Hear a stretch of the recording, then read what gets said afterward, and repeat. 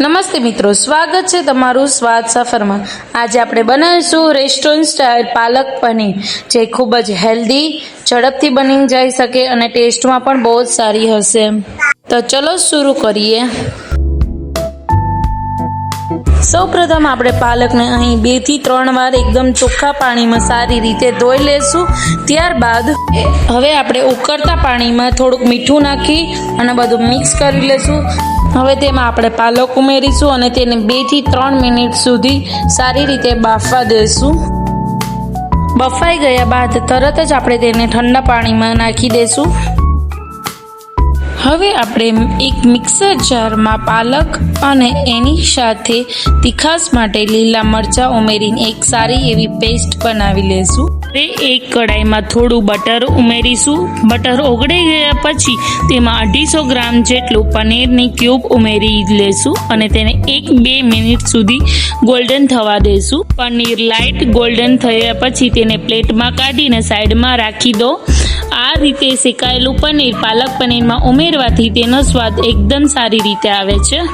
હવે આપણે એક કડાઈ લઈશું અને તેમાં 3 ચમચી જેટલું આપણે તેલ ઉમેરીશું।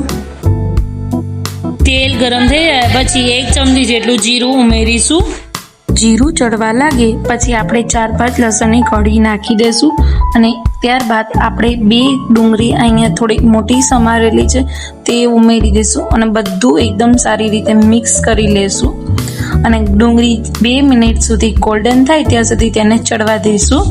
હવે તેમાં આપણે 1 ચમચી જેટલું મીઠું નાખી દઈશું જેથી ડુંગળી એકદમ સારી રીતે ફટાફટ આપણી ડુંગળી ચડી જાય।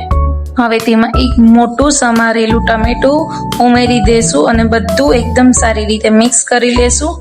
ટમેટા જ્યાં સુધી પોચા થાય ત્યાં સુધી એકદમ સારી રીતે તેને ચડવા દેશું। ત્યારબાદ ટમેટા અને ડુંગળી તમે જોઈ શકો છો એકદમ સારી રીતે ચડી ગયા છે। હવે તેને આપણે થોડુંક ઠંડુ થવા દેશું। તેને એક મિક્સર જારમાં લઈ અને એક સ્મૂથ પેસ્ટ બનાવી લેશું। ફરીથી એ જ કઢાઈ આપણે લેશું અને તેમાં 2 ચમચી જેટલું આપણે તેલ ગરમ કરવા મૂકીશું। તેલ ગરમ થયા બાદ જે આપણે ડુંગળી ટમેટાની પેસ્ટ બનાવેલી હતી તે બધી ઉમેરી દઈશું અને બધી એકદમ સારી રીતે 1 મિનિટ સુધી ચડવા દઈશું। જ્યાં સુધી તેમાંથી તેલ છૂટું ન પડી જાય ત્યાં સુધી તેને ચડવા દેવાનું છે। હવે તેમાં આપણે 1 ચમચી ધાણા જીરું અને 1 ચમચી હળદર ઉમેરીશું। 2 ચમચી જેટલું તીખું મરચું ઉમેરી દેશું અને બધું એકદમ સારી રીતે મિક્સ કરી લેશું અને 1 મિનિટ સુધી આને આપણે ચડવા દઈશું। ત્યારબાદ જે પાલકની પેસ્ટ બનાવેલી હતી તેને પણ આપણે આમાં ઉમેરી દઈશું અને બધું એકદમ સારી રીતે મિક્સ કરી લેશું અને 1 થી 2 મિનિટ સુધી તેને આપણે ચડવા દઈશું। તેમાં આપણે થોડું પાણી પણ ઉમેરતા જશું જેથી આપણે પાલક પનીરની જે ગ્રેવી છે એકદમ સારી રીતે ચડી જાય। હવે ચડી ગયા બાદ તેમાં જે આપણે પનીર શેકેલો હતો તેના ઉમેરી દઈશું અને બધું એકદમ સારી રીતે મિક્સ કરી લેશું। તમે જોઈ શકો છો કે આપણી રેસ્ટોરન્ટ સ્ટાઇલ પાલક પનીર એકદમ સારી રીતે તૈયાર થઈ ગઈ છે।